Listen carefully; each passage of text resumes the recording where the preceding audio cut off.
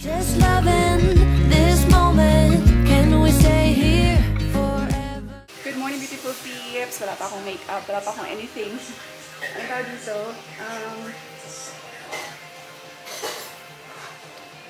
ayan, so samahan niyo ako today kasi meron tayong side tripping.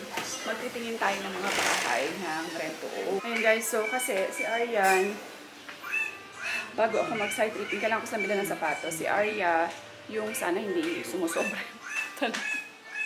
Si Arya, yung shoes niya masikip na, kawawa naman nagreklamo. Tapos si Aryan naman, ganun din, nagko-complain na siya sa ano niya. Si Aryan kasi mahilig sa gantong shoes.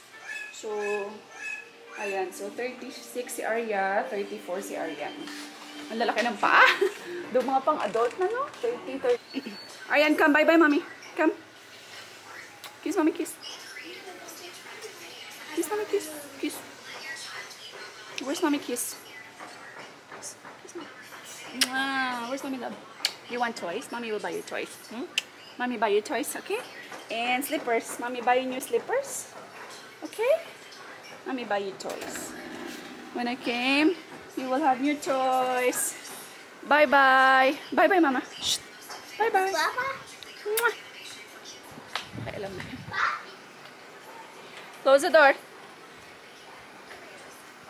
So yun guys, on the way tayo sa first property. Let's go mga biyash.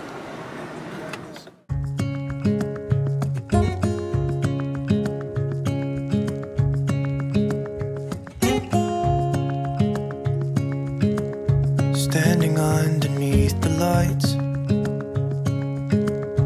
look into each other's eyes. Tired snowflakes are coming down, collapse into water when they hit the ground. I hear the sound of empty streets. Yesterday has gone to sleep, so all that's left is you and me. I can promise you're the only thing I see.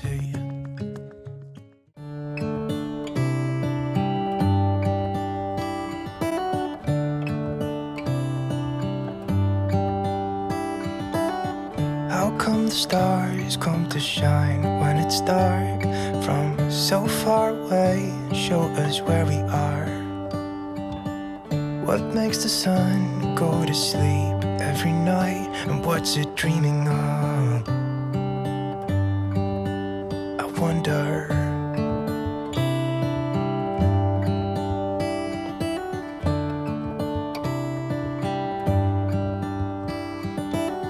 How come the sky sometimes hides behind the clouds? Maybe it's just like me, a little bit scared of heights. Why does the rain always keep on pouring down when it's gray outside? Ayan guys, o diba? Maliit siya eh. Medyo naliliitan ako kasi 80 square meter lang. So tapos yan yung kitchen na ganyan lang siya. Naalaman lang ako dito. Parang nasa middle siya ng bahay, no? Ay, thank you pangga. Malaglag. Malaglag kita ka. Oh my gosh. Ito ko sa inyo guys. Ito medyo mas maliit siya. 66 square meter lang to, no? Floor area. 60 pala. Nagdagan ko pa ng 6. 60 square meter. Diba? Tapos pwede siyang i-extend.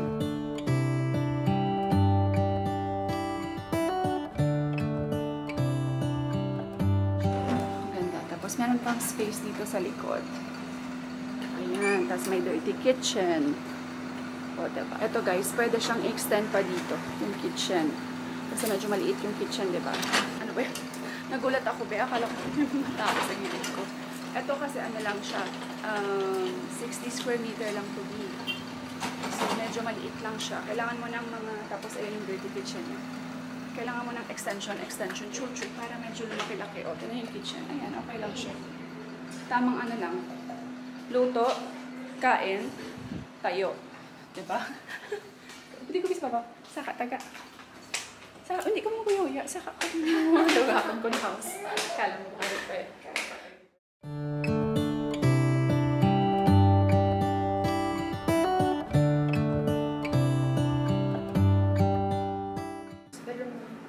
Dalawang rooms lang siya, guys. One eternity later. Ayan guys, so meron pa tayong isang unit na titignan. Meron ako dalawang unit na nakita. So, let's see. Mamaya tayo mag-usap pagdating sa bahay. I will let you know our thoughts. Ayan mga bis, so let's see. We are in another property. Dali lang. Buhawa ko, babe. Let's go.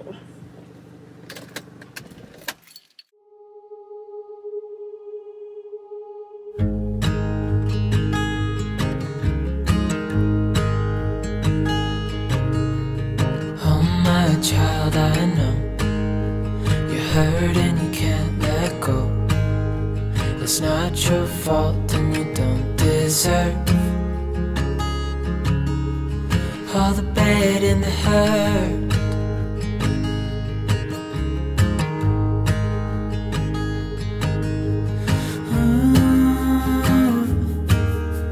I know you tried so hard.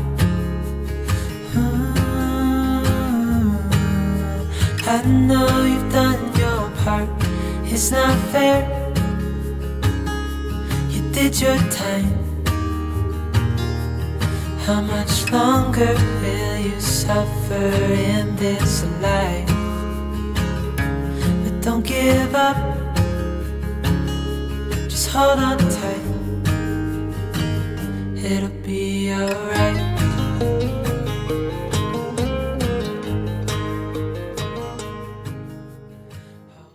Ba guys, pangarap ko to, yung andito lang ako sa balcony, umiinom-inom ng kape, tapos ayan, may mga kalabaw, may mga baka, ayan, marinig mo ang ano ng ibon, ganyan. Yan ang pangarap ko. Gusto ko talaga yung parang probinsya feels na bahay. At the same time, I like this one. Honestly, mas bet ko to kasi 3 rooms, tama lang yung laki, tsaka mas mura siya guys. Medyo mas, bongga. I like it. O, diba? Ito kay Arya na room. Sabi ko nga kung pwede po amin. Tama-tama lang talaga for teenager mo na anak. Ito pwede lang gawing office ni Alt. Or kwarto ni Aryan. Diba? I love it. Nahapo talaga ako eh. Ito yung parang stock room niya guys. Pero at the same time, ginawa nilang kwarto. Yan o. Lagyan mo lang dito ng bed. Ganyan lang o. Yung parang sofa. Ano lang ka dito? Foam lang siya. Meron kasi siyang bintana. So, perfect lang siya for 1 bed. Tapos, ito yung CR niya sa baba. Ito yung kusina. Okay lang to. Padagdagan. Ayan guys, dito naman tayo sa isang unit na naman. Ito, duplex lang to, be. Duplex na parang bungalow.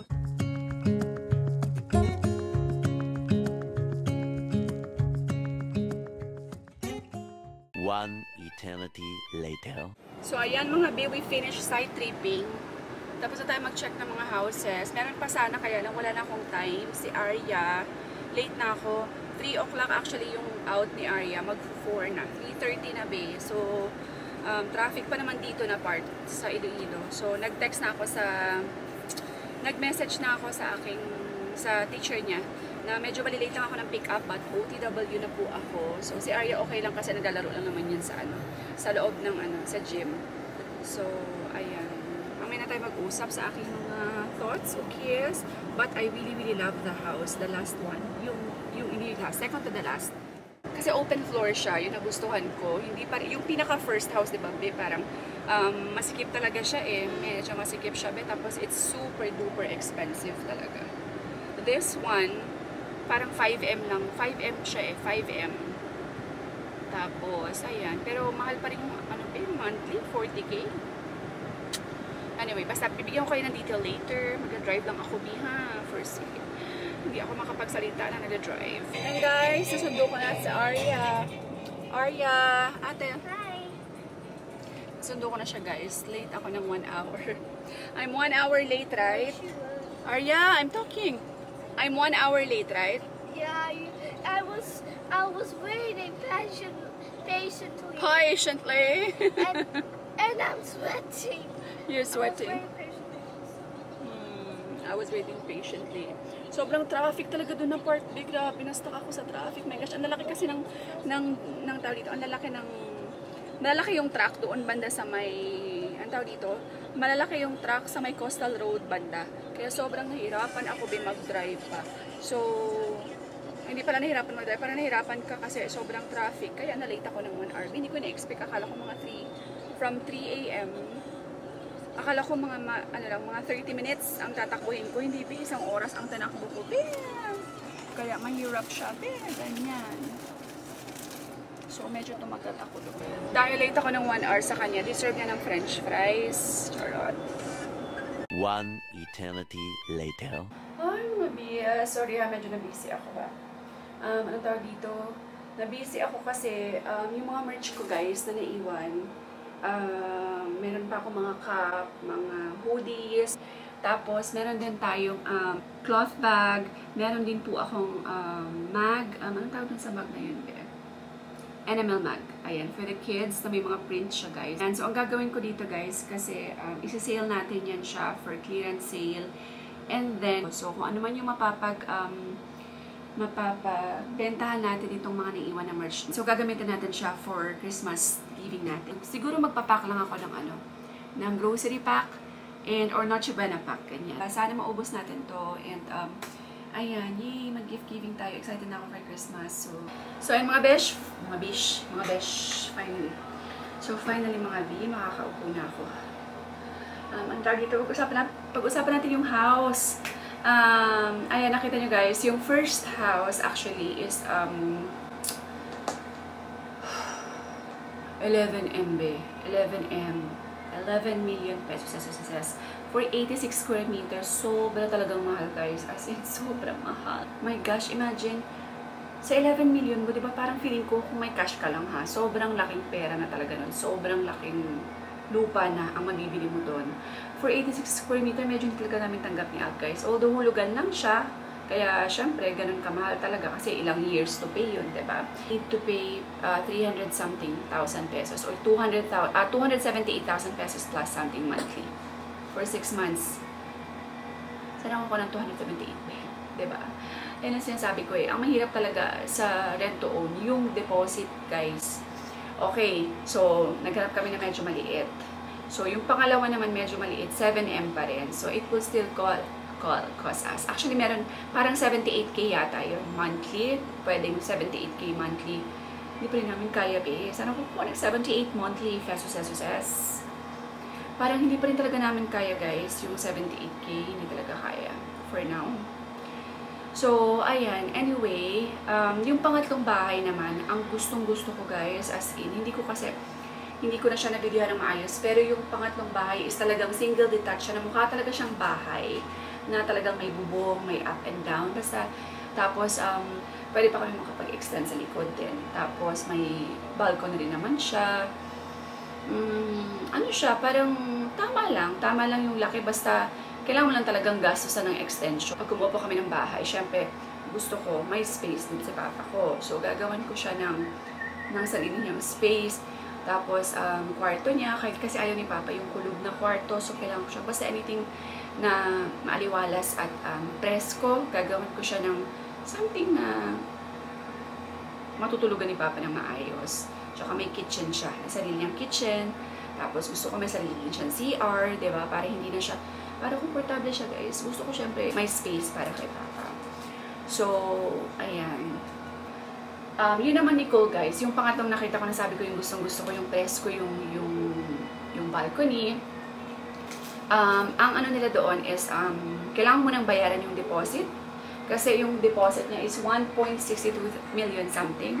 Pag natapos mo yung deposit bayad, let's say within 1 year, you will pay the deposit within 1 year. Or anytime na matapos mo yung pagbayad ng deposit, doon pa lang sila magsa-start construct ng bahay. Imagine. So, let's say another 2 years or another 1 year to 2 years yun siya. So, ayan. Hindi guys, alam nyo, sobrang hindi madaling mag-rent to own dito.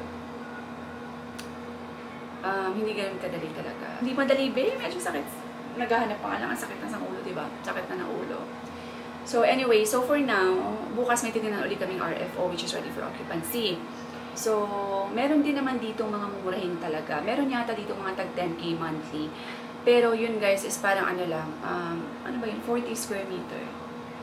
may 46 square meter, meron nga mga 28 something square meter, ganun. Tapos may dalawa pa akong anak, diba? Si Arian kasi guys, honestly ha, kasi syempre po, my son has an autism. So, sa ngayon guys, si Arian lumilikot na. Talagang gusto niya talaga kilos dito, kilos doon. Laro dito, laro doon. So, as much as possible, anything na may space for Arian. Kasi, alam niyo guys, habang buhay namin inaalagaan si Arian, diba? So, kailangan talaga namin pag-isipan ng mabuti itong bahay. Kasi, forever mo na itong bahay, be. Diba? Yun ang iniisip namin. Forever natin itong bahay. So, kailangan talaga namin pagplanuhan ng mabuti, pag-isipan ng mabuti. Ganyan. Daming pwedeng i-consider. Anyway, also, naghahanap pa rin kami ng for rent na bahay. Kasi, we really need to move from here, mga dash. As, kung alam niyo lang, we need to move out.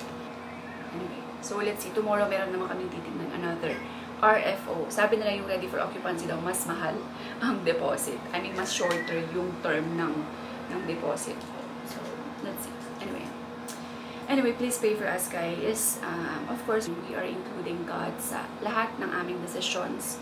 Kaya, confident ako na everything will fall into places according to God's will. Anyway, yun lang guys ha. Thank you all so much for watching. Please comment down below kayo kung ano yung mga palagay nyo. What are your thoughts about sa mga houses? Anyway, yun lang guys. Thank you all so much for watching. God bless everyone. Stay positive all the time. And please, keep us in your prayer. And I guess we will see you in the next vlog. Bye! Just loving